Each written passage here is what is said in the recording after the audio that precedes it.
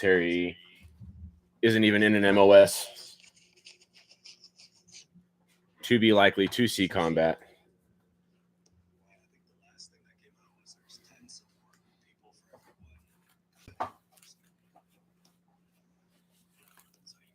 Yeah, it's something crazy.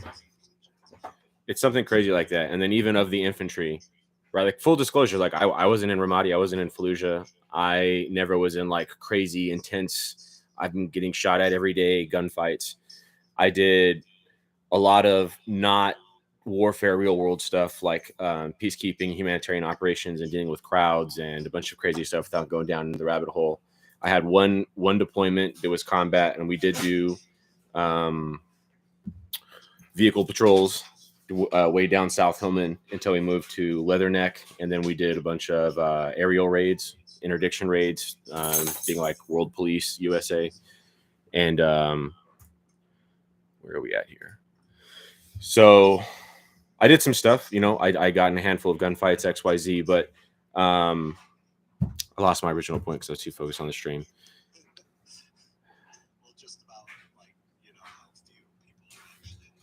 Right. Yes. Yes. So I did 8 years in the Marine Corps during a time of war, being like probably overly gung-ho, doing everything I can. The whole reason I joined was I wanted to go fight.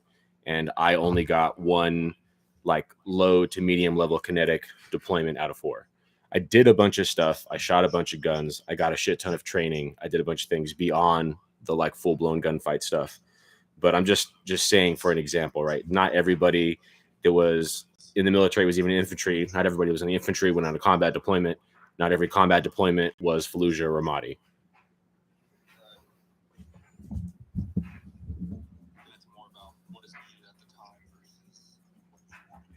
Oh yeah, absolutely. So I got the short end of the stick when my first deployment was with Tutu, and they were allotted to go to Helmand province, which they did. This deployment did happen, and those dudes did get in a bunch of gunfights. It was like a medium to a high level kinetic deployment. Still wasn't Ramadi or Fallujah or anything, but that was, so I enlisted in 2008, right when Obama got into office, and then he did a big drawdown. So our battalion, 30 days before we deployed, went from planning to take 1,200 people to having to slim down to only take 700. And so they basically passed that. The way my battalion handled that was they passed that down to all the different companies and platoons to like, hey, cut the numbers. We got to cut whatever it was, 20%. So 20% of whatever you have, decide who's not going. And my platoon commander was like the proverbial ideological guy who had, quote, literally told me, quote, I was deliberating whether I should join the Peace Corps or the Marine Corps, but I decided to join the Marine Corps because I would make a bigger impact. And I was a fucking 18, 19-year-old asshole with a 249 belt-fed machine gun, and I was like, Captain, lay down the hate. So he didn't take me on that deployment because he like, whatever. He said he was worried I was going to commit war crimes, which is fucking ridiculous and crazy. Basically, I was doing a really good job at shooting a lot, and it was making him uncomfortable, and he was a fucking pussy. So I got cut from that deployment and ended up going to Haiti with a very small unit of special MAGTF, which was fucking wild. And in my personal opinion, my personal life, that was my craziest deployment anyways in my life. But I didn't like shoot anybody on that deployment. Yeah, I know. Tell me about it. So I'm just trying to use an anecdotal personal experience to say like everybody's road and trip and individual experience can vary widely based off who's the president, based off who's their individual commander, based off a ton of other things. But also, if you've been in for whatever, close to a decade or over a decade, and you've never even sniffed close to a combat zone, and you're on YouTube saying, I'm fucking king of tactics, you probably should do some self-reflection.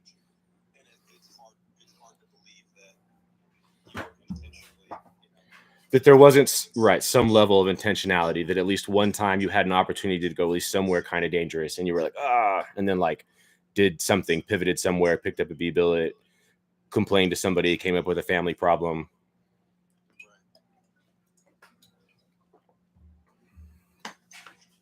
Anyways, so anybody else have anything they'd like to talk about? YouTube, hopefully we're live streaming. Looks like we are. What's up? Unfortunately, everybody that's watching on YouTube or watching this live stream after, this is going to be a one you have to be in Discord for. So hopefully next week or next time we do Roll20 like this, I'll have better software set up so we can live stream my screen and all that. Unfortunately, this week I didn't get set up in time. With no further ado, and if nobody else has anything to say, I will go ahead and turn it over to Perry.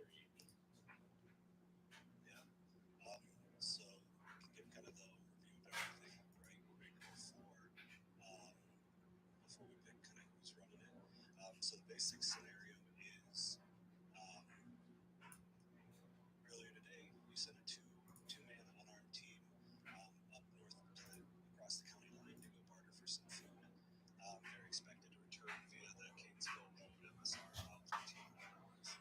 At 13:48, one of the traders came up on radio saying they're stopped at the county line, 3 armed men signing clothing, demanding a turn across. Traders seem nervous but not in immediate danger. Radio contact was lost mid-transition and has not been reestablished.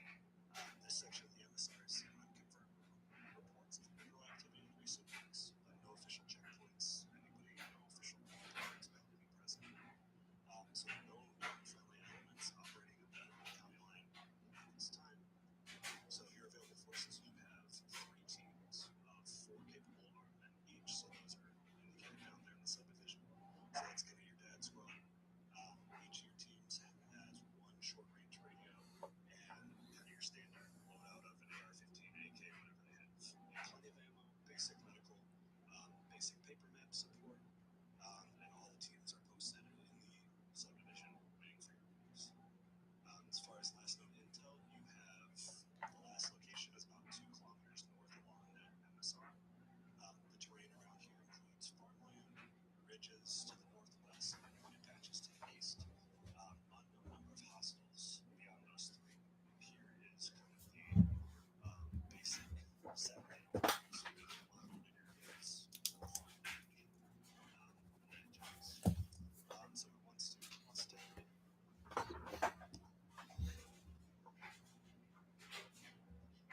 or if we have a couple of them, we have 3 teams, however you guys want to divide it up if we have more volunteers than that.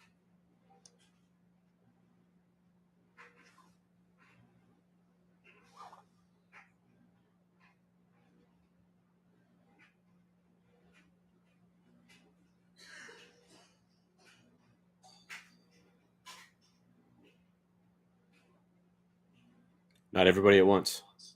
Shit, I'm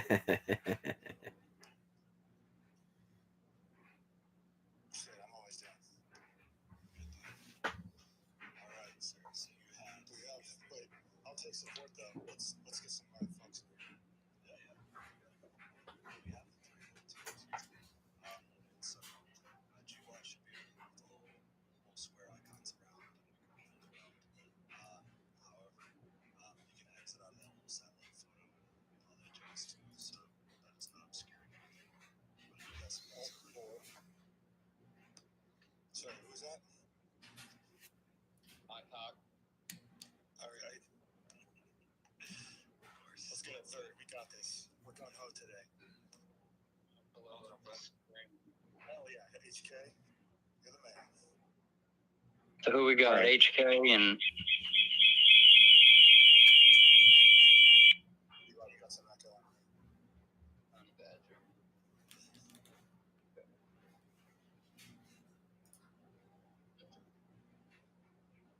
right. So especially now that we got 3, if you guys want to go over kind of like your little op board or your plan.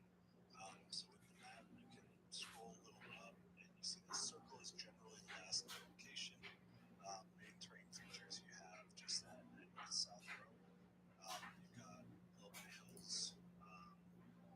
Then you got the ridge line to the northwest there.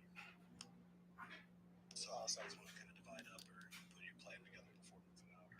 What's kind of the order of movement? tell me what to do.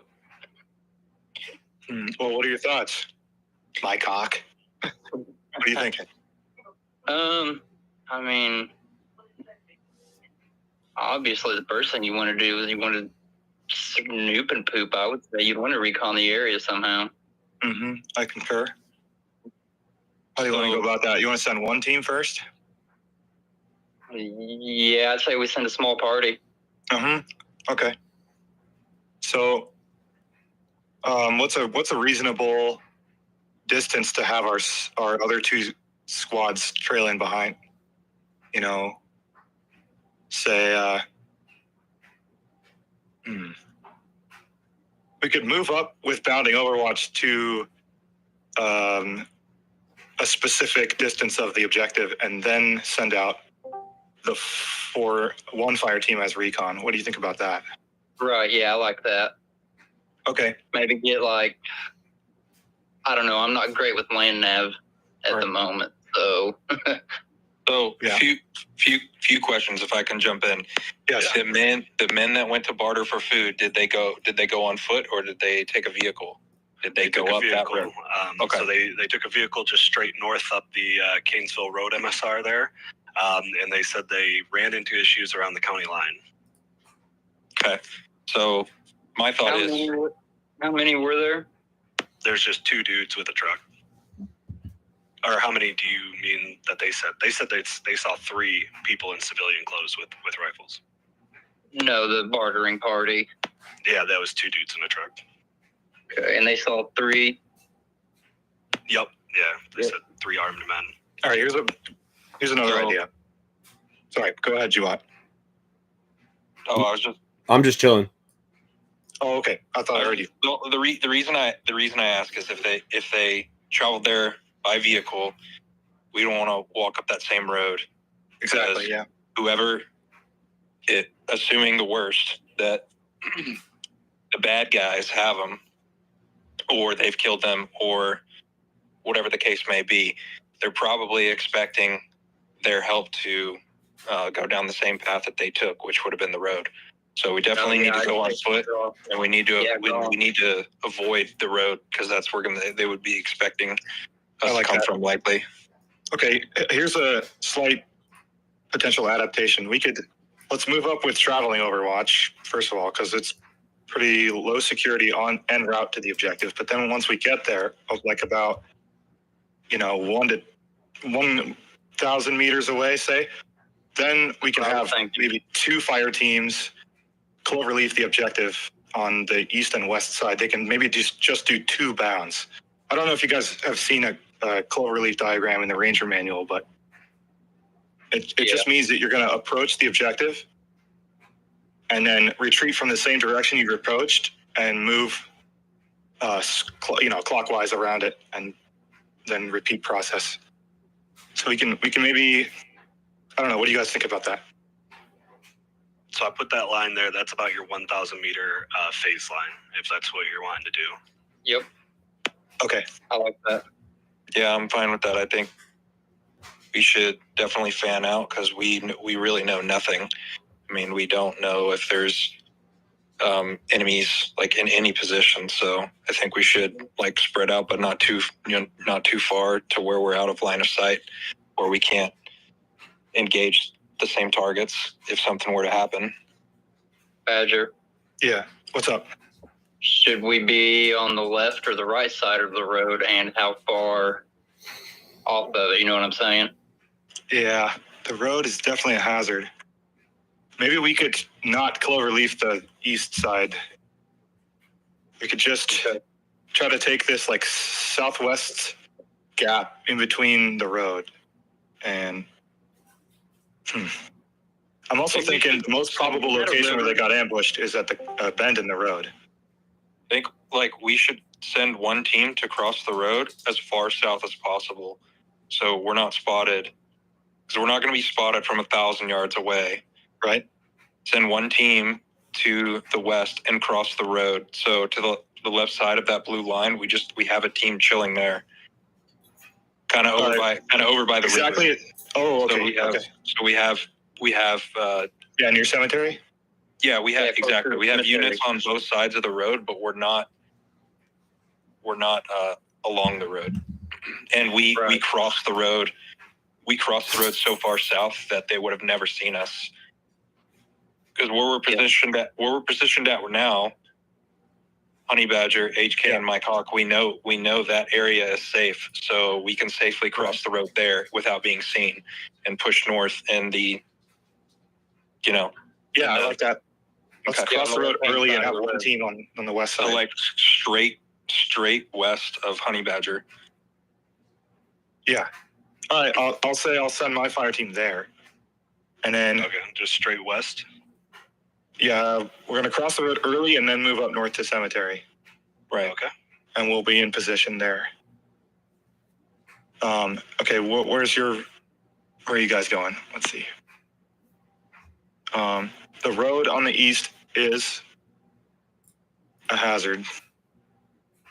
Yep. Let's say, what do you guys think? We could send one team up towards that vegetation. There's a little patch. Yeah, right there over the mouse. Yeah. I'll send my team up there. Okay. Okay, so that's HK. What else? The No, east side, the road. How do we want to deal with the road? Mike. Oh, okay. Yeah. My bad. So I think we should have a team like near the road in case there's a vehicle and they try to dismount. So near the road, but not like in that thicket of trees, kind of right to the left of your cursor. If that's like a big thicket of trees, just somewhere where they're hidden. Yeah, and if we're lucky, we might be able to. They're kind of in a centralized location between both squads. They're close enough to the road where if they send like some sort of mechanized unit or vehicles up the road to advance on our position, they can react.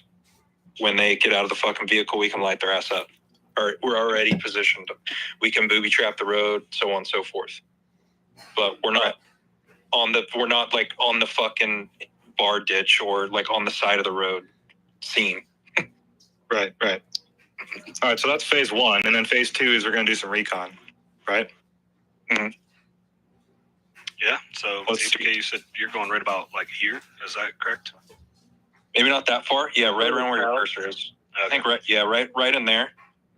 And maybe we look to booby trap the road. Kind of in the last tactical decision making game session, we talked a lot about the whole fucking Tannerite situation. Oh yeah. And dropping a tree. I mean, we can get creative here. I don't know what the terrain looks like. I don't know what the weather. Do we have access to vehicles? If that's a dead giveaway, or we could have a friendly just drive in front of the road too. Yep, or someone with a broken down vehicle right in the middle of the road, something. Because I like that. I do think if this is all the units that we have, we don't want to get too far away from our base because again, we know nothing, and they could advance down that road quickly and attack. And from the intel that we have, there's Perry. Can you read the prompt again? There's been enemy activity. Yeah. Enemy activity. Like, what does that mean? We don't know. So you know that at 1328, your 2-person team of bartering traders, whatever they're called, was stopped at the county line by 3 armed men in civilian clothing, demanding a toll to cross. So they seemed nervous, but not in immediate danger. And radio contact was lost mid-transmission, and you have not been able to reestablish contact. Got it. So consider the following: we have no communication with our men. We don't know if they're alive or dead. We don't know if they've killed them and now have our location of our base, and they want to come down the road towards us and just raid our base. So I think it's wise to not push all of our forces away from our base, because who's guarding it? Who's guarding it if we're all gone? So I think we need to hold, like my unit, I think I hold it there because I can support both squads to react. Yeah. Mm-hmm. Close by. Yeah, makes sense too. Just even posting someone back there for kind of a defensive along the road too. Right. All right, I'm thinking we lock this in. This is our move. What was our first move? I like it. Okay. So as you guys kind of get to your areas, you're observing down the road. you said, Mike, you're kind of doing you guys start cloverleafing in, or are you guys moving in any particular order to move up and check that out with the recon? The rings that are like northeast, is that a mountain, I presume? Yeah. It's a hill. It's a hilltop? Each one of those, I believe, is 10 meters of elevation. So I it's not would like super my steep, but team steep closer enough. to that. I feel like we could have better observation of the road from there. Yeah, and so I will say, as you kind of begin to move out of this wood line, you guys are moving somewhat tactically. You do see just up on the ridge, there's two guys in just the little camping chairs. They both have rifles slung over their shoulder, and they have binoculars down on the road. They're watching with binoculars, and it's two dudes. Are they watching our direction or where your cursor is? They're watching towards the south, so they would kind of be. You see that they're kind of poised like this way. Oh, right. Maybe not.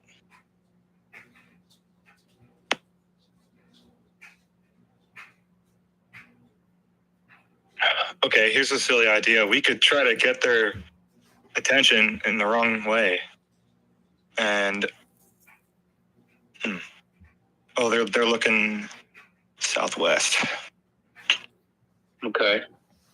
I don't know. I think one thing we need to try to establish first is how many and what's the situation with our men. Like, is there 20 enemies out there? Is there 30? I mean, Right. is it even feasible to get in a gunfight?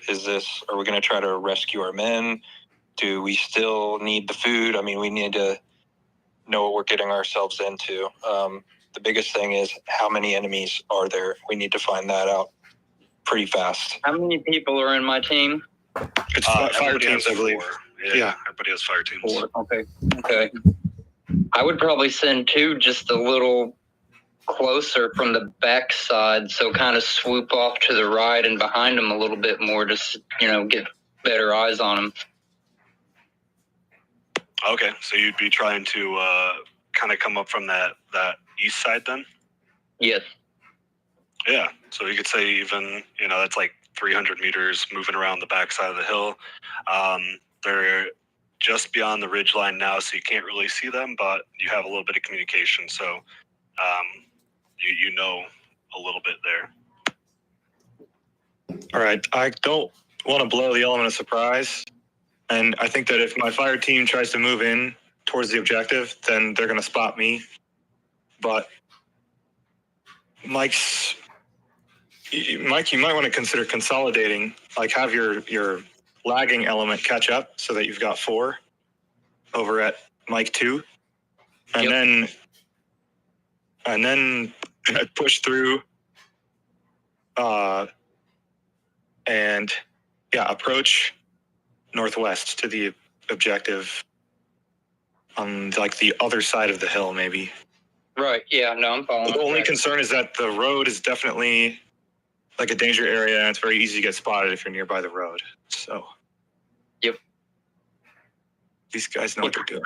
What time of day is this, by the way? Is it nightfall or what? It's 1:30 in the afternoon. It's clear visibility, 68 degrees, sunny, so not a cloud in the sky. Sorry, I misspoke. A problem, not the only problem. Okay.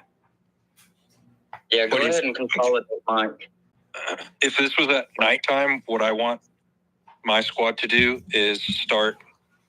Hopefully we have these supplies back at base, but start making homemade spike strips, throw them across with ropes tied to them, and like a 2x4 and some fucking some deck screws or some long ass screws, and tie a rope to it, throw it on the other side of the road, and just have it positioned in case a vehicle approaches. We can pull the homemade spike strips onto the road, and but in the middle of the day at 1:30, I don't know if we could do that without being spotted, and they would be seen by an approaching vehicle anyways. It's pretty wide open farmland on that west side too, so it's pretty visible. Yeah, noted. I'm trying to think of a way that if they send a vehicle down this far, that I can I can delay that or stop them and force them to dismount. You guys have trucks back at the thing too, so you could even just say you're going to park, trucks across that.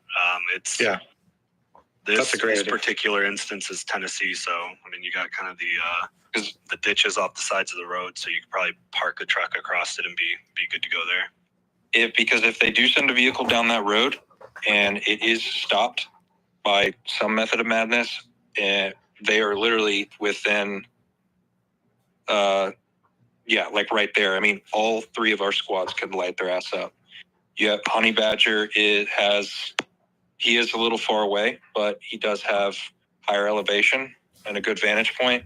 Same with Mike, and then I'm very close in proximity to them. So if they were to send a vehicle there and we were to stop them and force them to dismount, they would get fucked.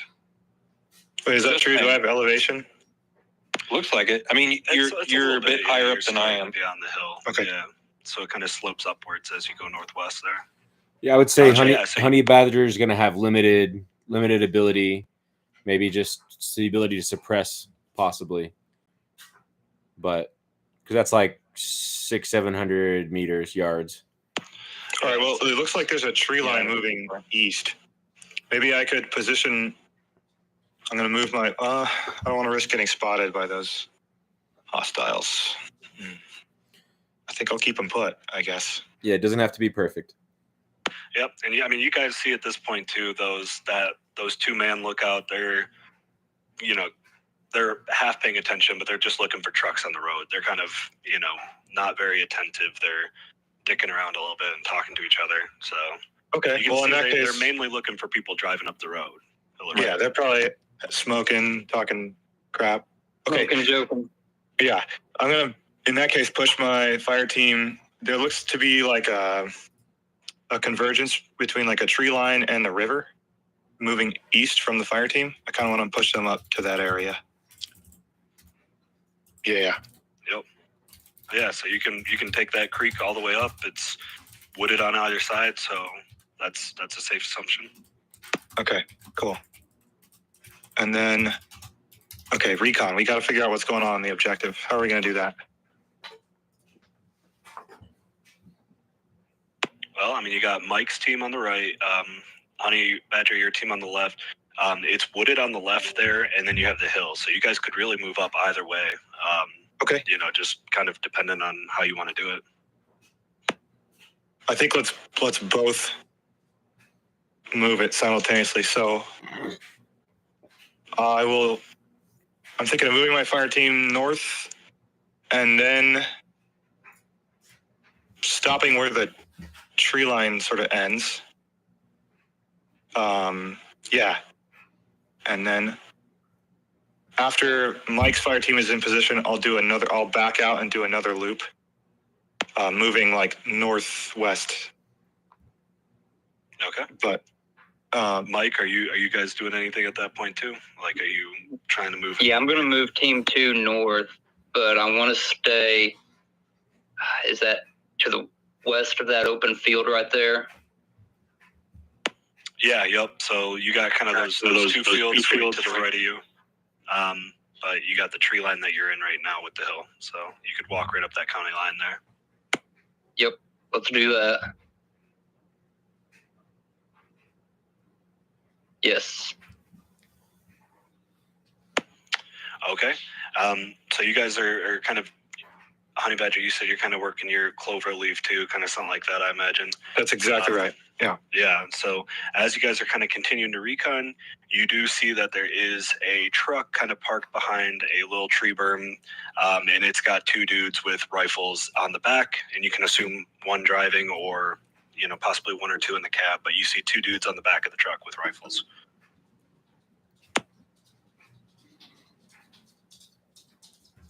All right. I don't think it's unreasonable to consider that our friendlies might be in the truck. We should maybe not light it up immediately. That was going to be my question. Do we have eyes on our friends at this point? Not from what you can see. You see 2 dudes with rifles slung. If they're in there, they're not in the bed of the truck. You can see the cab doesn't really have much more than 1 person in it, so it doesn't look like your dudes would be here. I say you let the truck pass. No, this is stationary. parked off the road, so this looks like this is the checkpoint team. Yeah, this sounds like this is the guys we're looking for. Mm-hmm. If we hit them now, we might be able to pick up some intel. I think we should be decisive, aggressive, kill these guys, and then figure out what to do. Oh, the North truck team. Okay, so Assuming that we've got good visuals on the objective. I think so. yeah. The two men on the hill, like, you need to take them out ASAP. Because they're in between all of our units. Take them out. Yep. I'd say the first Hawk team just push through, assault through the objective, kill them.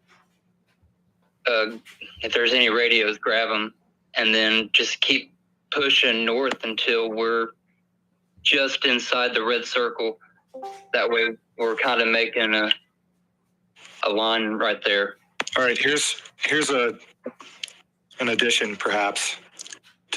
Mike 2 should support Mike 1 on the push up the hill with suppressive fire, and then my fire team will keep the truck busy. I'm gonna try to pin them down while you guys kill the observers. How does that sound? I like it. Okay. Yeah, because... And from there, we can move on the truck guys.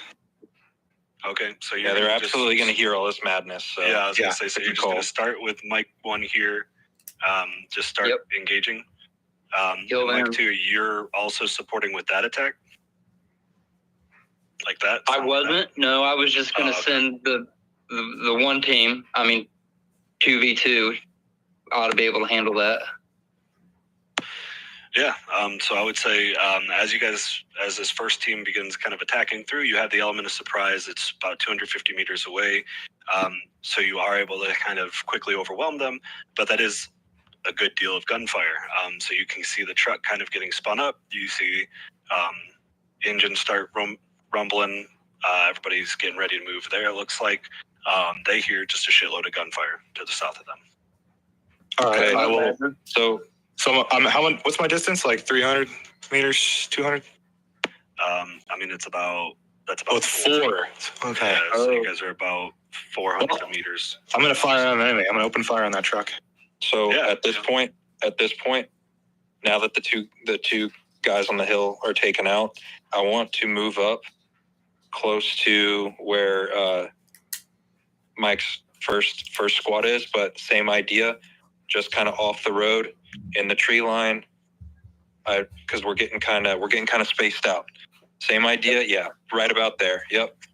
That way your team can go up and reinforce. But same idea, watching the road. Yeah, just making sure we're close enough. So yes, you guys would start, spit and let at 400 meters. You've taken out this little LPOP team, but this truck, they're already in the driver's seat. Everybody's loaded up. They start hauling ass down the road. So that truck is gone, presumably down this Gotcha. road. Okay. In that case, I'd like to... They moved north. All right, if these guys come back, where are they coming from? The same road? They just drove up north on this road here. It looks like this is the MSR, and there are really no alternative routes. Yeah. So I'm gonna push my fire team up. I know that HK, you were just saying, ape together strong, but maybe I could take a gamble and push my fire team up north, and I will be a bit separated from you guys, but then Mike can consolidate with HK, and I would like to search those guys. I don't know if this is cheating, but if I have these resources, I'd like to put a truck on the road with its flashers on, and put a absolute shit ton of tannerite in the bed of the truck. Nails, shrapnel, whatever I can put in the truck, and one guy is ready to shoot at that. I would say that's something you reasonably have in your possession. Flashers on, hood popped, I don't know, smoke coming out of the hood, whatever. Well, maybe not tannerite, but we probably have, gasoline and something. Yeah. I don't know. So we'll say, I guess in a pinch, you try and rig up some truck here to be a decoy or something on the road there. That would be, and I mean, you guys could, I guess, radio back to the subdivision there, and you have a bunch of everybody has vehicles, but so you guys could reasonably set it up. It's going to take some time though. Yeah. How many people are devoted to this truck trap? HK, your full squad's on it? Or the fire team? So I just think one person from our base drive up a truck, pop open the gas cap, looks like they ran out of gas and they're having to walk to a gas station on foot, pop the hood, I don't know, something, put the flashers on, and just park that truck kind of on the side of the road. All right, so we'll set that up. It has a lot of surprises in the bed of the truck, if you know what I mean. Yeah, it's a gift delivery. Yeah. Meanwhile, Mike, your team's kind of looking over these guys that you've taken out on this hill, and they have a map and they have a radio. So you can kind of see that on the map they have a bunch of stuff marked, and on the radio there's just people hollering that Bubba got smoked, and there's a lot going on now. Oh, that's huge. All right. So between these two locations, I guess it's a bit of a guess as to. There's I bet you that circles the ORP, and then they've got some outposts on the axis. Yep. That's your ass. So. All concurred with that. All right. Let me see. I mean, it would be really nice if we could just swoop all the way around and avoid those X's, but. Well, actually, maybe we can. What if we have vehicles back at base and it's a road on the west side, south to north. We might be able to take, but then we'd have to dismount. Probably on the west side, there's a little. What am I looking at? Near the 900 number, left of the 900. Sorry. There's a lot of those. What am I talking about? Yeah, that's good. Okay, the ORP, west of the ORP. One click. Yeah, then a little bit left of that again, there's a little road that stops. Yeah, so you'd have to go all the way kind of around. So if you kind of look there, you're going around pretty far away. Yeah. You can definitely do it. It'll cost time though. Yeah, it's gonna take a long time. I don't think it's worth it then. We're gonna have to act fast and move on foot. I think we should just send. Let's go, all three of us, west side of these double hills, on the left, approaching the left outpost. What do you guys think of that? So we've already smoked 4 guys. We don't know in this area how many enemies there are. I think the objective here is to find out what happened to our men. Are they alive? Yes. Are they dead? Right? We need to go through the truck trap and find out what's going on down there. Did they secure the supplies or not? And we're drawing a lot of attention at this point, and we still have no idea how many enemy combatants there are in the area. So we just definitely need to be wary of that, and we're moving further and further from our base. That's true. I think we need to figure out. We need to figure out quick what happened to them. If we can establish any sort of communication with them. Mm-hmm. I'm not saying call off the mission, but our goal here isn't just to run in and kill everyone. Yeah, I know what you're saying. Let's not sacrifice everybody to save 2 of our homies. Yeah. I would also say, based on that map, they're projecting some level of manpower, right? Even if those are 2-man outposts with a 4-man crew back, that's like a full squad they have, equal to us. Right. I think we need to consolidate closer to the trap and see what's going on down there. See what we can find out. Yeah, I don't think that's you a guys bad laid idea. the trap. So, I mean, really, once you get down there, you can kind of just see that it looked like they're just bushwhacking people kind of coming down this road. So they took off in their truck. You just have 2 of their dead homies right now. And I'll say after a good while of this deliberation, if it was taking a kind of a little bit of the delegation, you would see that same truck driving back down from the south. Now it looks like it has at least 4 dudes in the back. If you're looking down the road, you can see this thing coming with people in the back now. Okay. I'm about 200 or 300 meters from the truck trap. I'm going to sprint my unit to, you know where the road overlaps with the yellow road? On the south side of that overlap. South of the truck trap. Just behind it. Well, I guess Okay. Like that? maybe hook a, like... Well, actually, I don't want to be in the road. Just a little bit more south. Oh, a little bit more south. Okay. And then maybe Mike Fire Team can consolidate like east of the truck trap. We can try to set up a hasty L shape here. Yes. What do you guys think? One, I think we Hawk also 1 and need 2 to, fall in on each other east of you there, yeah. Northeast. I think more than ever, we're likely to get in a gunfight against a larger assembled force because we've drawn a lot of attention. So we do need to consolidate and, make sure that we're close enough together so we can support each other. But one thing I think we should look to do is get to the highest point of elevation.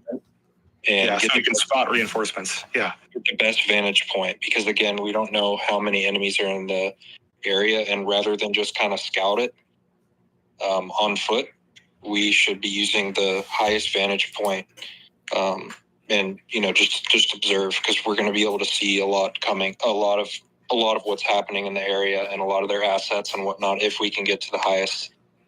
So we all need to consolidate at the top of the hill there. Yeah. Well, I don't think we're biting off more than we can chew with 1 vehicle, 4 rifles. I really think we can take these guys, and then we, like HK said, set up friendly observation on high elevation nearby so that if reinforcements are inbound, we can have preliminary a warning on that. Okay, so leave Hawk 1 up there, and then Hawk 2 and HK form, and Badger make the L-shaped ambush. Okay, and then, wait, where'd you want to send Hawk to? Send Hawk 2 to the northeast of you there. Okay. Like right there? I'd probably pull it back just south of the road. South of the road? Yeah. Okay. Yep. All right. And then HK, is that where you want your guys? move to the west of Badger. Oh, okay. Yeah, that would be a good idea, except, well, I like what you're thinking, and you are opening up more angles, and we also need to be careful about friendly fire. So, Right. Yeah, well, I'm seeing that now. yeah. L-shaped ambushes are cool, but I would run a linear ambush here, especially with time of the essence. It's simple, it's quick, it's effective. I was going to say bring Hawk 2 down. Hawk 2 south. Yeah, we're going to stretch along the east side of the road. Along the east side? East of the truck trap. Yeah. Okay. Yep. And then Mike 1 could... Well, what do you guys think? Where should we put our scouts, basically? I figure keep us right there. I mean, that's still a pretty high elevation point. We can still look up the road there. We know where the road is, and there's a river right alongside it. So that's a low elevation area. So yes, Mike 1 has good view down that road. Yes. Say that again. I'd say leave Hawk 1 where we're at. Yeah. Okay, I like it. All right. HK. Yeah, so as you guys are kind of putting it together too, you can see that this vehicle is getting closer and closer. So time is is getting a little short. All right. I say hold position. Yeah. All right. We still have that vehicle not too far from us where we're all positioned at this point. So Oh, this is a little too late for this, but what's the blast radius? we're way out of range. All right. Yeah, we're good. Also, with danger close and everything, real quick, 2 seconds. You know it's coming, so you can get low, right? Even if you're way within the lethal radius, but you know ahead of time, so you can like lay down in the ditch and lay flat and like all that. You're probably gonna be okay. Copy that. Mm-hmm. Yeah, I don't know what kind of like spicy Claymore's off over your surprises. head if you got the de-elevation with it and everything. We ain't gonna hear shit for days. Just use your imagination. I don't know what kind of spicy surprises are in the bed of the truck. Just take my word for it. It's Yeah, not we gonna can be a just fun time. assume you guys rigged up some sort of improvised explosive with it. So we'll say that the truck kind of pulls up about 100 so meters off where that checkpoint was. They begin dismounting and walking towards the area. You can see them high ready, and they see the truck. So we'll say they're move. prone to investigate because it is there at the last known location. And say you've got 2 guys pulling some sort of security down the road and 2 guys headed up to check out this truck that you've set up. Down the road as in south or north? We'll say, I guess, like, just to give it like a name. We'll put this north. right here. Yeah, so 2 dudes Okay. kind of checking out the truck, 2 dudes pulling security. Gotcha. Do we want to trigger the trap once they approach the truck Yes. and then maneuver on the remaining? Yes, Well- and kill them. They're overextended, and How far we're all is hooked up. that truck from us? The enemy truck. Because you said there's still 2 dudes at the truck, right? Sorry, you were talking to me.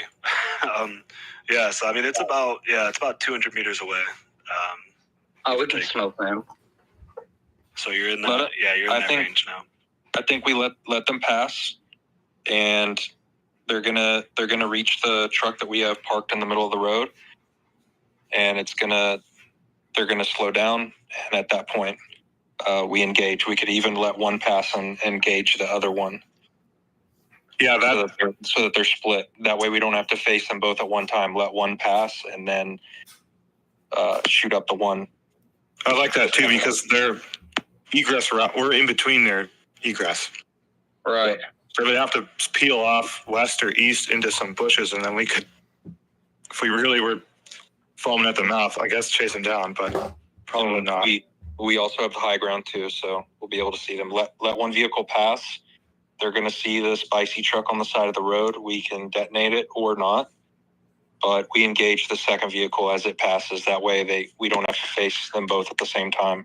And there's only one vehicle, so just for clarity, that bottom team is 2 dismounts. So they dismount off the truck to go check out the vehicle. And we'll I was going to say, I don't even know around. if the truck's going to be moving. Yeah, they're kind of poking around. They see a bunch of, I don't know, I assume wires or shit in the back of this truck. And so these 2 dudes look like they understand what's going on here, and they're trying to move away from this trap now. They've had a chance to look. Black it off. Yeah, if we should trigger it now because HK, what you said about them moving through is true, but I doubt that they are going to move through because they've planted their vehicle north, sent a team to investigate. Those guys are probably going to assess, return to the vehicle, and then report to command. So let's hit them now while we can. Agree. Black off the boom, and then HK just start lighting up that truck. Yeah. So you guys initiate your ambush with this truck bomb. We'll say, these 2 guys are knocked out almost immediately. One guy maybe looks like he's moving around a little bit, but he's very wounded. The truck down the road, you do the mad minute. 2 guys in the cab are caught pretty much by surprise. They're taken out. So you have the element of surprise here again, and you're able to move forward with that. So we'll say everybody looks like they're disabled at this point. Okay. I will. Sorry, say again. Who was that? The wounded guy. Can we snatch him up and try to interrogate him? Yeah, for sure. Let's talk to him. Snatch him up. Ask him. Start asking questions. While that's happening, I'm going to move my fire team north up the road. I was going to Probably. suggest a case going up there and clearing the truck, the vehicle. Okay, so HK, you're going to clear the truck. Mike, are you doing the interrogating? Sure. Okay, then I'm going to move my fire team north past the truck to hold security up that road. Okay. Yeah, so that's we'll say great. you guys set up security down the road.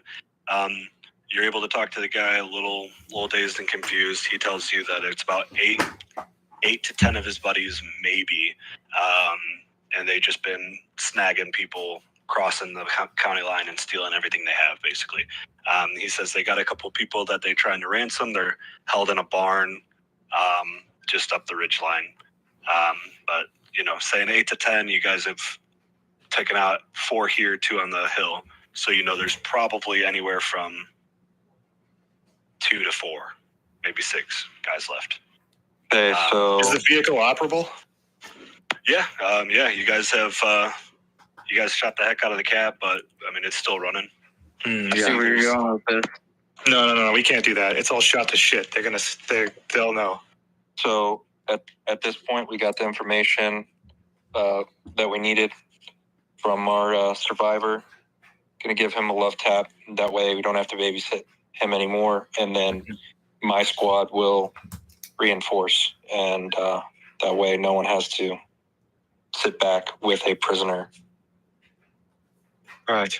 So if we've got 2 to 4 left and our buddies are still gone, we know where their prior ORP was. Do we reasonably think that they would move? If I were these guys and I were these bandits and I just lost 6 dudes and I have 2 potential ransom victims, I'd get the hell out of Dodge and start driving, north, maybe. Yep. Well, maybe this is their only vehicle too, so they might have to be moving on foot now. 8 to 10, I don't know. I would probably bet they have at least one more vehicle. That's reasonable. If What kind of not, vehicle is this some kind that we just hit? You said it was like a It's just SUV? like a truck. Yeah, no, it's Truck? a truck, yeah. Okay, We need to check the truck for ammunition, for weapons. that's a good point. Any clues? Yeah, anything we can get. And we need to consider what supplies we have remaining and how far we are from our base as well before we push up any further. It's just a consideration we need to make. You kind of look What through time the is it truck. now? There's just, we'll say you guys have moved about 2,000 meters by foot. Gotten into a little bit of a fight. I'm trying to think realistically how long that would take. It could be Right. 3, 4 p.m. at the latest, probably. All right. But Boys, what do we find think? a couple bandoliers with magazines. You find a radio. No real chirping on it. Truck's still working. So at this point, I'm not saying that we should be going slow, but the enemy's onto us. So my assumption, I think it's reasonable to believe that our men are captured or dead. They're either prisoner or dead. In either case, rushing through this, I don't see that it's going to benefit us because we've already lost the element of surprise. They're onto us. So if we can spare some time to regroup and gather ammunition or send someone from our base to resupply us, that would be beneficial before we push any further. I agree. There's no sense in just rushing it from here because they're already onto us. If we're going to do what we're going to do, we should do it with the supplies and the ammunition needed. I see. If we do a beans, bullets, bandages count, Yeah. do we have the ammo left? I'm sure we do. Yeah, I would say you guys have enough ammo for a sustained gunfight. Yeah, you've probably expended half your combat load, whoever was on that main suppressing and assaulting element. And then you said you just found a couple bandoliers. So you're probably sitting pretty full. Good. Okay. Yeah, they know we're coming and we outnumber them. So I would like to propose that we do take a gamble, get out there and try to find our boys. Yep. But I agree. Yeah. Do we have comms with base? Yeah, you can definitely check. It's only about 2,000 meters away. No real hills between you, so you could radio back. I would say we need to check in and let base know what's going on. I think that's a good idea. Yeah, definitely a wise idea. Absolutely. We're very far away as far as we know. I mean, I don't remember the prompt verbatim, but we are the fighting force of the base. So we're getting pretty distant from them, so we need to be mindful of that. Let's also not sit around and roast marshmallows while he's on the radio. I think while that's happening, we can just start moving north now. Probably, I don't know. Northwest along this riverbank might be a decent play. Okay, so you're gonna just kind of head straight up the river. Let me get some. Let's see what my teammates think. What do you guys think? Yeah, should we leave two guys in the rear for Overwatch? Like on the vehicle objective? We can do Yeah, that. yeah, pretty much. Yeah, or just the next nearby point of elevation, which like like that looks. Wait, sorry, go back. Right there. Or there's delay. Yeah. Might be elevation. Yeah, so I mean, it's a little bit of a hike. You're going straight up the road. You don't see anybody here. I mean, this was marked up on the map, but they have committed a significant number of people to you, so you can come up that hill reasonably, not come in contact with anybody. All right, Brad. I think I'll push my fire team northwest along that river. Okay. So just kind of following the river. As soon as you get to where the elevation starts there, you're kind of getting to where the riverbed feeds. You take some harassing fire. One of your guys is shot non-fatally, but it's two guys and they break contact immediately and start running up the valley or up the ridge there. But so you take a little bit of fire, but they break contact almost as soon as they start shooting at you. Copy that. I want to push my fire team Hawk 2 up with Honey Badger. Are you guys just following kind of just wedge? Or just kind of bounding with each other. Okay, that's not bad. Yeah, I'll push my fire team like beeline for the ORP. Okay. So you're kind of just charging up this. I forget the draw, whatever it's called. So you're just bounding up the draw. So if you're just charging up the hill, we'll say that these guys kind of double back. They do a little bit more harassing fire. So you're taking very inaccurate shots, but and they're continually kind of pushing back up the elevation as well. All right, so as we're getting closer, we really should do. I mean, we should have been doing this from the beginning, but my unit will fire, and then Mike 2 will advance.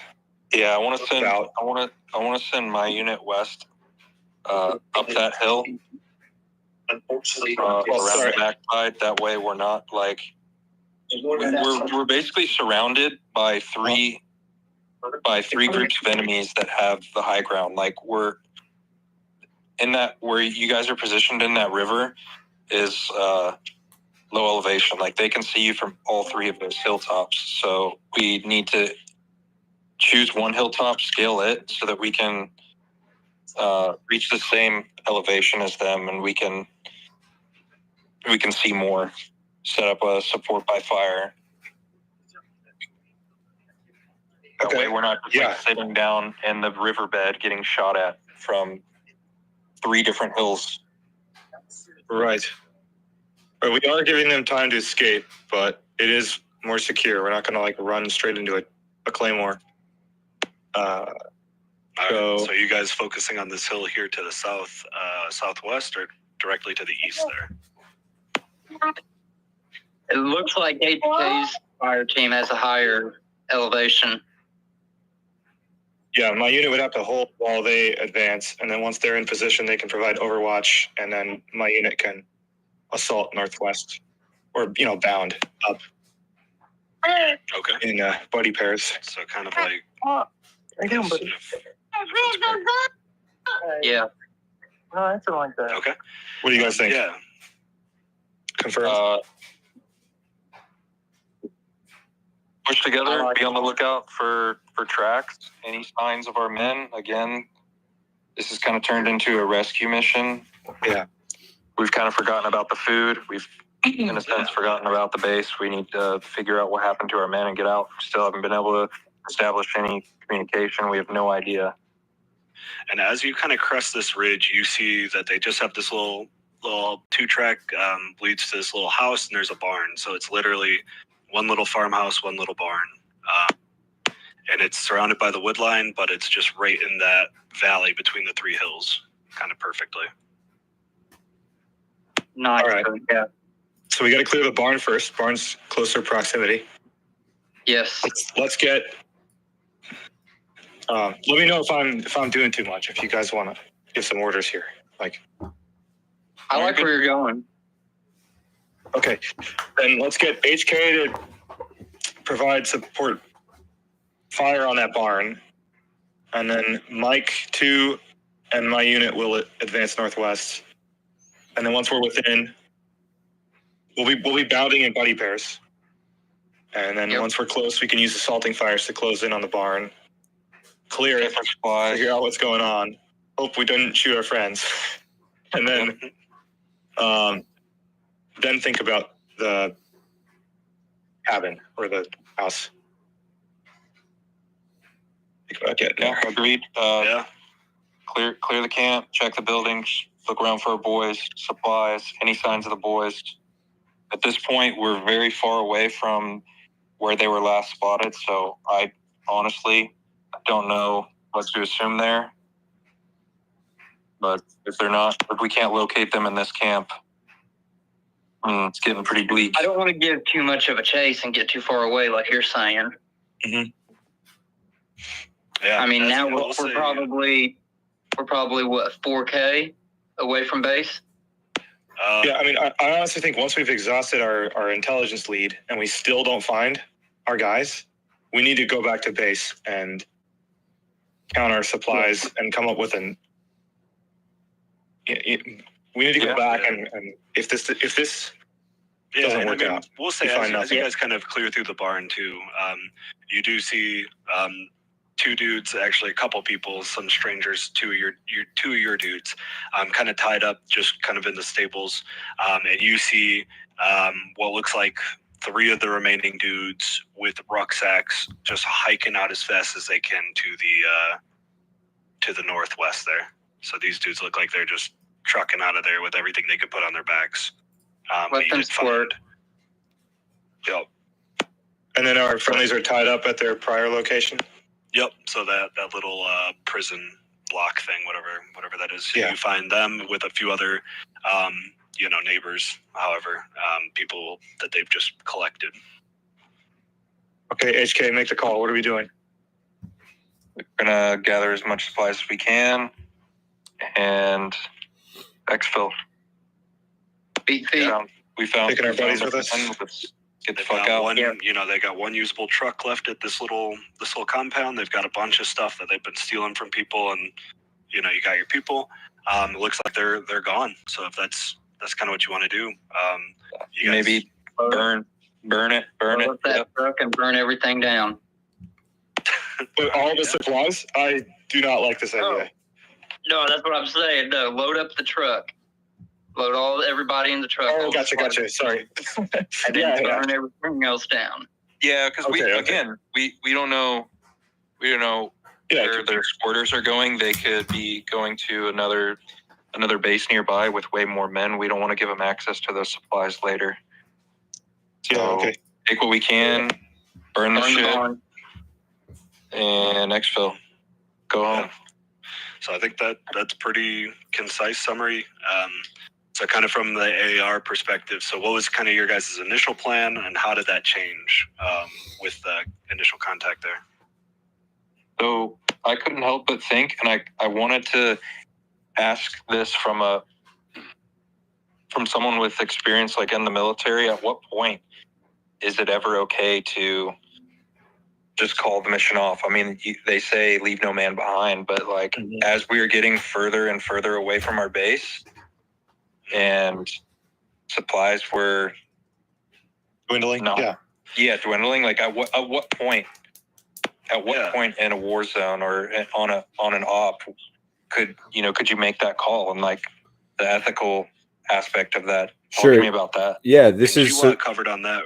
Oh, sorry, go ahead. No, I was just going to say that this is like a guerrilla specific thing, right? The reason that the United States military can say no man left behind, which is a really good ethical and moral standard to do your best to hold yourself to.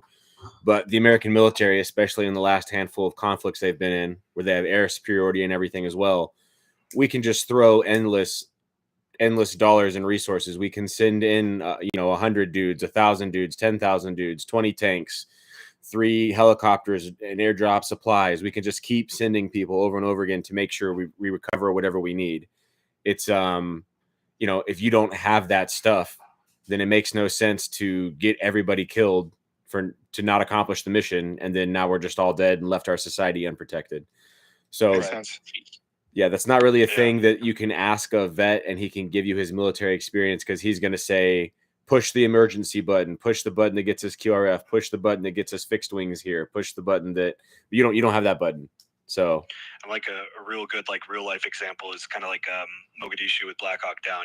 It's like you got dudes crash the helicopter. Like, all right, we're gonna send another squad, or we're gonna send another group. We're gonna send another group. All right, we're gonna send all these tanks, all these.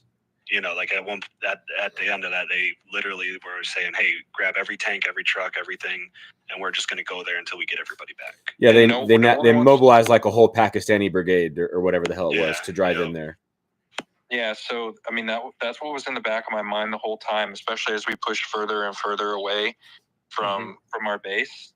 But no one wants to be the guy, for lack of better words. No one wants to be the pussy that's like, "Hey guys, we need, we need to not surrender, but we need to turn back. Like we're way too far overextended, and what do we have to gain from this?" No one wants to be the guy to say that, but someone needs to be the guy to say that. Yeah, you can push back, you can rest and refit, you can retransition, right? Like just because this one day op turned into a month-long operation or whatever doesn't mean you have to give it up here. That's another perspective, right? Like maybe, okay, hey, our entire fighting force is out here. We've pushed ourselves as far and as hard as we can as this unit on this op today. So let's go back. But then tomorrow morning, we're going to send out a 3-man scout team to look around this area better, or we're going to continue to do that every day for a week or whatever the case is. Right. Yeah. Yep. Yeah. So also with this, so kind of what information did you guys act on? Like, how did you come up with that decision-making process, and what was kind of your thoughts behind that initial confrontation, and then how you developed that plan to continue on? Yeah, I think upon assessing that we had numbers on them, there was an observation post and a vehicle. Correct me if I'm wrong, but the thought was we got to hit the observation post because those guys are first to radio command for reinforcements and get something going. But obviously we lost the vehicle. So in retrospect, maybe it would have been a better idea to stop the vehicle first if we really wanted to try to get everyone. But our thoughts were, my immediate thoughts were, if we kill these guys now, we can search the bodies and maybe get some clues. Yeah. One thing that I really liked is how we transitioned after we took out the 2 guys on Overwatch, because we knew that was going to stir some shit up and it was going to draw some attention, and how we maneuvered our squads closer together at that point, and we kind of maintained that spacing. That way we could support each other if we got into some sort of firefight. We initially started out pretty spaced out because we wanted to fan out and be able to see more and use the elevation to our advantage. But after we took those 2 guys out, we really consolidated. We consolidated, like you said, and I think that was a good call. And then we maintained that while still using the terrain to our advantage, because again, we needed to do that because we still had no idea how many enemies were there. We don't know if a force of 50 was just going to immediately just make their way down the road, dismount, and take all of us out. And we were not equipped to deal with that. So, let's staying be honest, close we probably together. got a little lucky on this one. Yeah. So I would say I had some notes on that first encounter. I think everything you guys did was doctrinally sound. Like nobody did anything that was crazy, but the plan was a little complicated, right? You were like, oh, we're all here, and then you're going to stop, and you're going to suppress for us. You're going to be support by fire, and we're going to advance on them, and then we're going to immediately shift over and switch that attack onto the truck. And then, like, if you were all squared away dudes that all knew your shit, knew your guns, had comms, your comms worked good, you had a pyro, backup plan in place for communication with pyro and SOPs and all that, I think you could pull that off. But I think trying to simplify that plan would have been a lot better. I probably would have tried. We overcomplicated it. Yes, I probably would have tried to hit that lookout team and just to completely eradicate them right away, and then set up an ambush, assuming that truck was going to then come down the road to see what the hell just happened to their homies. Set up an ambush along that road. Right, you had one team on one side of the road and another team on the other side of the road. So I probably would have had one team come up onto the hill, eliminate that ambush or that outlook team, take that hilltop, and then had one team on one side of the road on the east side, right up north, and then a little bit further south, have another team on the west side, and just be like, hey, you can't shoot early or shoot late. You just shoot that truck as it comes by you. So the truck drives down, gets shot up from one side, keeps driving to get out of that kill zone, and just enters another team's kill zone on the other side of the road.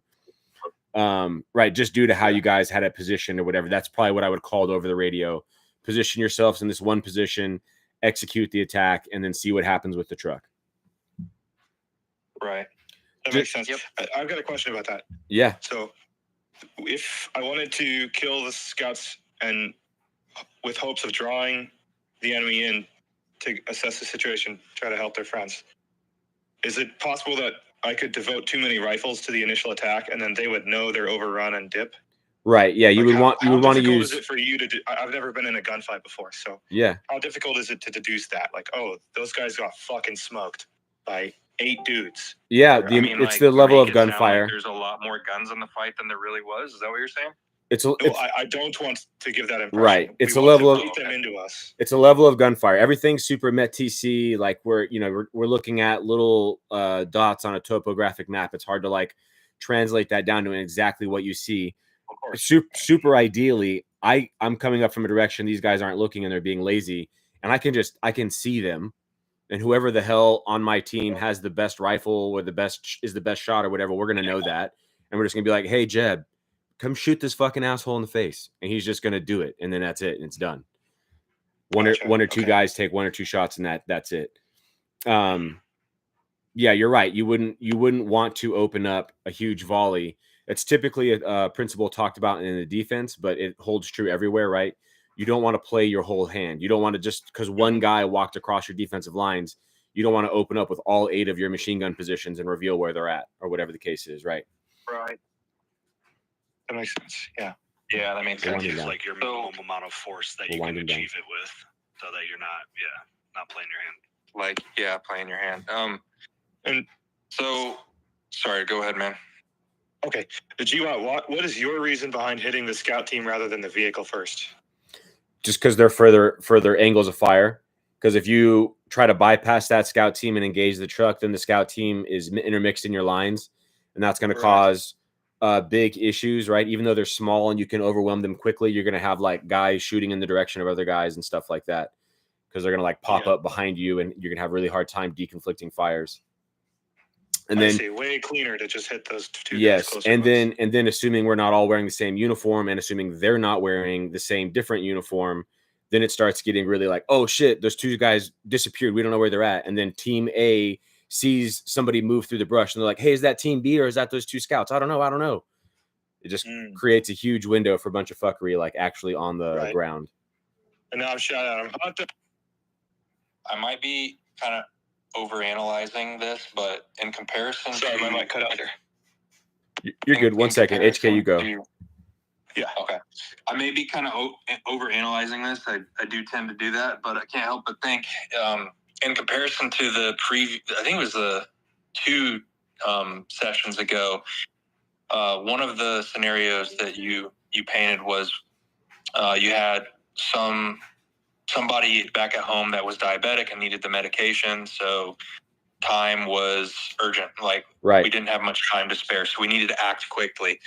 So in this scenario, in my mind, we don't know where our men are. If they're captured, like, if they're going to kill them, they're going to kill them. Whether the only reason we needed to move fast was to prevent them from catching on to us and moving on our position and assembling in greater numbers. So in my mind, I'm like, okay, well, let's kind of slow down, maybe even wait till nightfall, where we can, I'm thinking in my head, how long is this going to take? Can we wait till nighttime and then,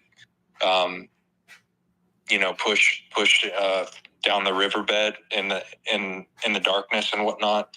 So I don't know. I couldn't help but think that, like, we're in no rush, because if they have our men, if they're going to kill them, they're going to kill them. Like, yeah, I agree. There wasn't any consideration that was putting a huge time pressure on you in this operation. So if you in this scenario, real life, felt like you were going to be able to own the night better because you had a bunch of night optics or whatever the case is, you expressly could tell they didn't.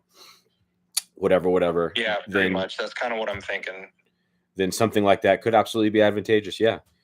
Especially if we were moving up a riverbed. I mean, we're in a disadvantageous position already, because for all we know, they could be, they could be observing us from high elevation. That's much harder to do if they don't have night vision at night. Absolutely. Yeah, I was a couple kind of skipping ahead as it developed, but you guys were, just like you're saying, you guys were, once the initial attack happened, you were in a rush to try and like chase him down or whatever. I think that was not the play. I would have, like, anytime you have any sort of a gunfight, the initial after action, unless expressed otherwise or the situation dictates, is to send up an ACE report, right? How's my ammo? How's my casualty? How's my equipment? How's my water? And then do a consolidation, right? If we're spread out and mixed up, reorganize ourselves appropriately, and then establish whatever sort of defense or evacuate the area if we don't have the ability to defend. So right after that initial ambush on the truck and the outpost, however that went, I probably would have like immediately established some sort of a hasty defensive ambush site along that road, either just north or just south of the initial contact point. And then from there, give myself time to figure out what it is I want to do, analyze the maps, assess whether I have QRF backup, plan a night attack, whatever, right? Right. Once I've set up that defensive ambush or whatever it is I'm going to do to protect my town from a counter assault, then I can kind of slow down and take my time and plan better.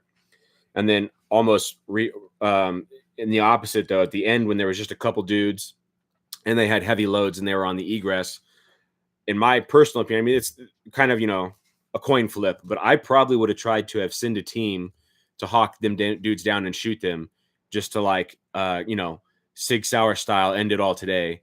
That way, no one can ever come back and seek vengeance upon me again. Although playing devil's advocate against my own point, these guys only know us from us attacking them at their ambush site, so they really don't have a good idea where we live. So we are pretty safe from that in that area, unless they want to bring like a whole platoon or company size element down and try and dominate this entire AO, but that's probably pretty unlikely. Anyways, that's a good point you bring just up. thoughts. It is a security risk to allow hostiles to flee, knowing if they had known where our homes were, especially, Definitely. it would have been priority to go fucking kill those guys. Definitely, yeah. And I put that in my notes. And my initial reaction was chase them down, but they also didn't know where y'all lived, so that might have been the better play after all. Yeah. My only reason for rushing was, didn't you say that we were the only fighting force for the base, for the town, whatever? Yeah, I mean, kind of loosely, like, this was all the dudes who were in somewhat shape and had stuff to do anything about anything. Which, that's a good point. Which is another topic, like, entirely that I haven't really touched on. I think B teams are important. So, like, there's a large classification of guys that are too old, too fat, too broken, but they're still a man and they're interested in all this stuff, and that's fine. Like, bro, you can hang out. Somebody has to cook the food. Somebody has to watch the radios. Somebody has to man the defensive position while all the A-team dudes go out and do an offensive operation, right? So it would be somebody's got to be back watching our families if we're out doing this. Exactly. Yes. Yeah. They get the pass off with the Primary Arms SLX and the Mossberg Maverick 88, the pass off guns. Yes, exactly. So just in real world, in your own thoughts and processes, if this stuff's ever happening, use everybody to their fullest of abilities. Just because somebody's not a Navy SEAL doesn't mean you can't put them behind a sandbag to pull a trigger. There's a job for everybody in the militia, and everybody in the militia has a job. Absolutely. Yeah. Roger that. This was legit. I don't know what this website is. Oh, Roll20? It's originally used for Dungeons and Dragons. Yeah, dude, this was legit. That was awesome. Yeah. No criticism over GWOT. No criticism over GWOT's artistic ability on the whiteboard. It is pretty spot on, but this is really good. Yeah, this is awesome. I'm going to even try and hopefully have some time to figure out how to use this program and start doing it this way from now on, for the most part, for sure. That was awesome, boys. Yeah. Yeah, Thank you for running this, and GWOT and Perry. I don't know if GWOT, you gave him an assignment or something, but no, he volunteered, man. He brought up this website. He said he would do it. I was more than happy to let him, and I'm sure he'll continue to run some whenever he wants into the future, which I think is awesome. I think it's great. That's legit. Did he type up the prompt too? Yeah, it's all his. I'm just like facilitating the stream. Sick. Nice. Well, you killed it. Yep, just grateful to have the opportunity, for the GWOT's just like using his he's focused on throwing the curveballs at us. Instead of describing the scenario, he's just like wants to throw the spicy curveball at us. Somebody's got to be devil's advocate. Yeah. I think it's good. It's good. I have some good takeaways from this. Yeah, I think it's good to let different people run it. I mean, anybody, no matter how hard you're trying to like change it up, make it different, it's still your brain coming up with all of the information. So, you do that 100 times, you're going to notice a lot of patterns probably, even if you're doing your best not to. So having some other people, dungeon master, for lack of a better term, I think is awesome. And I'm all about it. Yeah. Yeah, totally. Hell yeah. It was legit. All right, fellas. Anybody got anything they want to talk about at all? I do. Twerk and Dolphin. I really liked the fact that, I don't know who mentioned it about burning the house down. I did not even think of that. Whoever did that, that was really, I think it was Mike Hawk. But the one thing I want to, what is your guys' experience with Tannerite? Because that was a major part of this linear ambush. Is I shoot and it goes boom. Okay, I did hear about that. I seen people use Tannerite, but with I've never used it, so I just really want to know can it be used to project shrapnel with high enough velocity to actually do something? If you put it in it, go ahead, go for it, bro. Just a giant flat bang. The reason I brought it up was because the guy on the last tactical decision-making games brought it up, and he brought it up for what Tannerite, from my understanding, was designed for, and that's to blow the shit out of stumps. I was trying to improvise, so I don't know if that's realistic at all. No, yeah, I think it is. I think it's probably unrealistic unless you have taken great leaps to pre-plan this, right? That you're going to just come up with all of this impromptu, right? Like if you just right now walked out and tried to shake down your neighborhood for as much Tannerite as you could find, it's probably not going to be a truckload. Yeah. That being said, the stuff does work, right? It absolutely creates an explosion.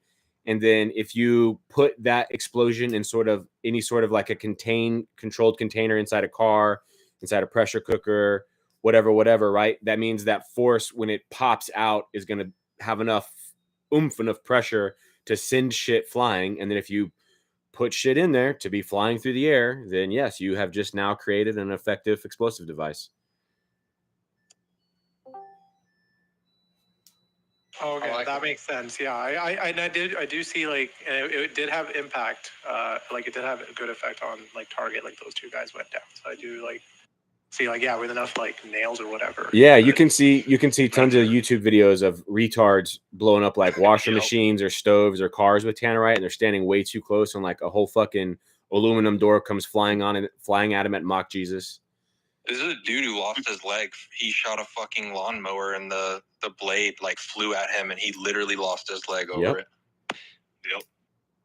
I mean, yeah, you just pack enough scrap metal or anything into an explosion. It's Yep. going somewhere. Yeah, there's the faux gas. Yep. Oh yeah. Yeah. What else on tactics? Other questions?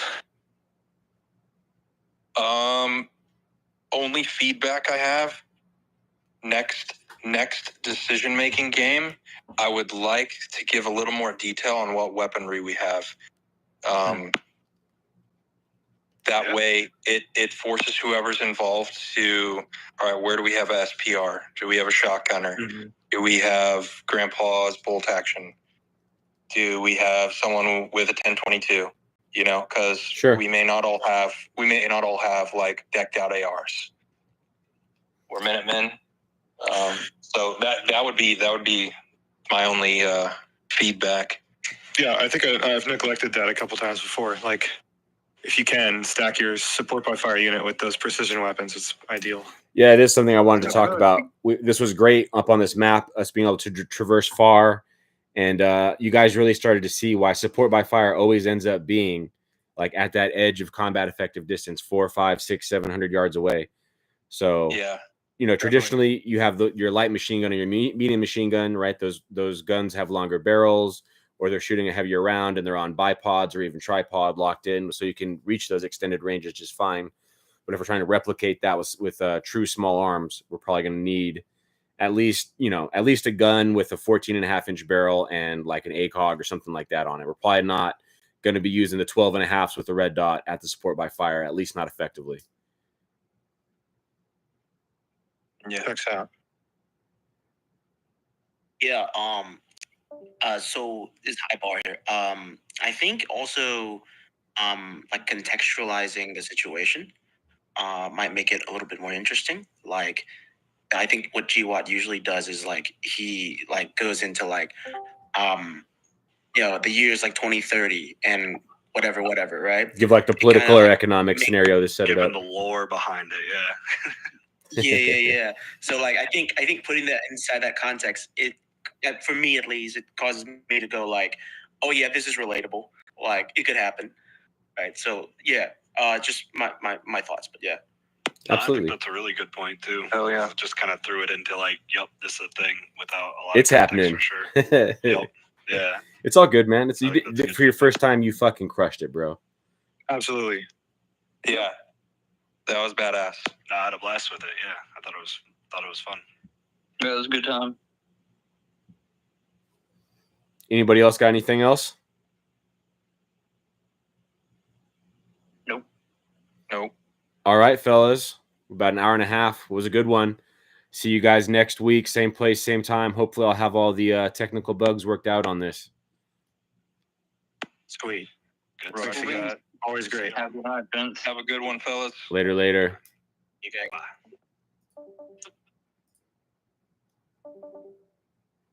Bye.